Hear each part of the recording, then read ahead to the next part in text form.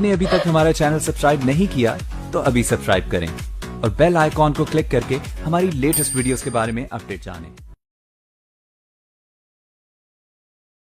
اس وقت یہ ہے کہ اصل نماز یہی ہے، یہ سورہ فاتحہ۔ چنانچہ میں آپ کو حدیث سنا رہا ہوں جو صحیح بخاری میں بھی ہے، صحیح مسلم میں بھی ہے، جامع ترمذی میں بھی ہے، سنن ابی داؤد میں بھی ہے، سنن نسائی میں بھی ہے اور بہت سی کتابوں موجود ہے۔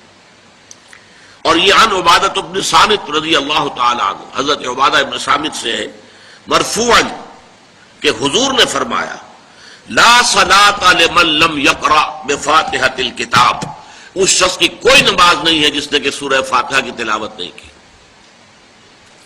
اب اس سے ہمارے ہاں ایک بڑا اختلاف پیدا ہوا، وہ نوٹ کر لیجئے۔ ایک رائے یہ ہے آپ اگر علیحدہ نماز پڑھ رہے ہیں تو ظاہر بات ہے کہ آپ کو ہر رکعت میں خود پڑھنی ہی پڑھنی ہے سورہ فاتحہ۔ جب باجماعت پڑھ رہے ہیں اب کیا شکل ہو؟ امام پڑھ رہا ہے سورہ فاتحہ تو کیا مقتدی کو بھی پڑھنی چاہیے؟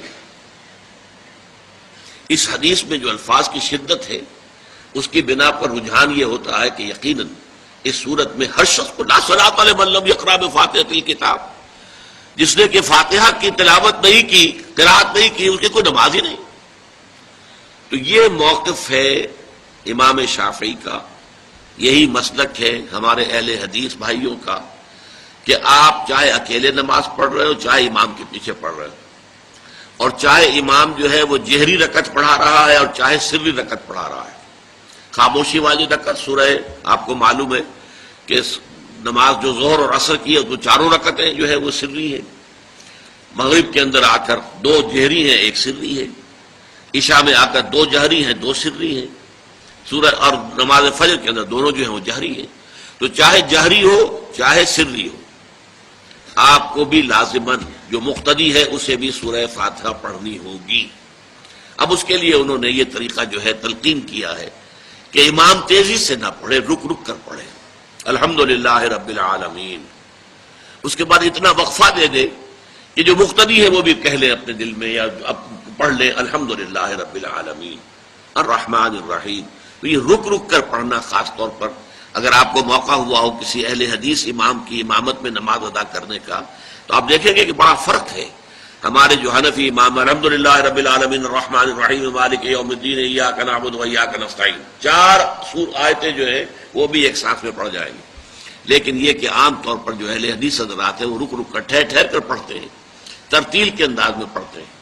یا پھر دوسری شکل انہوں نے ایک اور کی ہے، یہ آپ سعودی عرب میں جب کبھی نماز پڑھیں گے اور آپ پڑھی ہو آپ نے تو وہاں آپ دیکھیں گے کہ امام جو ہے وہ سورہ فاتحہ پڑھنے کے بعد کوئی 1 منٹ جو ہے خاموش رہتا ہے تاکہ آپ اب جو مقتدی ہیں وہ اس وقفے میں وہ اب سورہ فاتحہ پڑھ لیں، پھر وہ قرات کرے گا، کوئی اور آیات اس نے شامل کرنی ہے تو بعد میں شروع کرے گا، درمیان میں وقفہ ہوگا۔ لیکن ایک مسلک یہ ہے، اور یہ مسلک جو ہے یہ در حقیقت قرآن مجید کی ایک آیت کے اوپر مبنی ہے۔ سورہ اعراف کے آخر میں فرمایا گیا وَإِذَا قُرِئَ الْقُرْآنُ فَاسْتَمِعُوا لَهُ وَأَنصِتُوا، جب قرآن پڑھا جا رہا ہو تو توجہ سے اسے سنو، خود خاموش رہو۔ اب یہ قرآن مجید کی آیت ہے، اس کے بنا پر ایک رائے یہ ہے کہ آپ امام کے پیچھے سورہ فاتحہ نہیں پڑھیں گے، پڑھا جا رہا ہے سنو اس کو، خود خاموش رہو۔ اور اس کے لیے وہ دلیل دیتے ہیں کہ یہ شکل ایک وفد کی سی ہے، جیسے کسی بڑی شخصیت کے پاس اگر آپ کا کوئی وفد جاتا ہے، 8-10 افراد ہیں، ان میں اسپوکس مین ایک ہوتا ہے، وہ بات کرتا ہے، باقی سب لوگ موجود رہتے ہیں، سنتے ہیں۔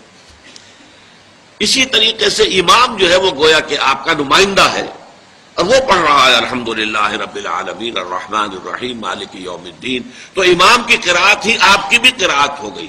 گویا کہ اس آیت سے، اس حدیث سے اختلاف نہیں ہے، اس کی تعبیر سے اختلاف ہے کہ امام کا قرأت کر لینا در حقیقت مقتدیوں کی طرف سے بھی قرأت ہے۔ اس میں جو حنفی مسلک ہے وہ بہت سخت ہے، اور وہ یہ ہے کہ چاہے سری نماز ہو اور چاہے جہری ہو، ہر کسی بھی حالت میں مقتدی جو ہے وہ سورہ فاتحہ نہیں پڑھے گا۔ اب اس میں ذرا سا سوال پیدا ہوتا ہے کہ جہری رکعت میں تو اس آیت کا اطلاق ہو جائے گا کہ وَإِذَا قُرِئَ الْقُرْآنُ فَاسْتَمِعُوا لَهُ وَأَنصِتُوا، سری میں تو اس آیت کا اطلاق نہیں ہوتا. بہرحال یہ مسلک ہے امام شافعی کا، ایک انتہا پر ہے، ہر صورت میں سری ہو یا جہری ہو آپ کو پڑھنی ہی پڑھنی ہے. اور امام ابو حنیفہ دوسری انتہا پر ہے کہ چاہے سری ہو چاہے جہری ہو کسی شکل میں نہیں پڑھنا. امام مالک کا مسلک ہے درمیان میں، اور میں اس میں کوئی جھجک محسوس نہیں کرتا کہ میں آپ کے سامنے عرض کر دوں کہ میں اس پر عمل پیرا ہوں. وہ کیا ہے؟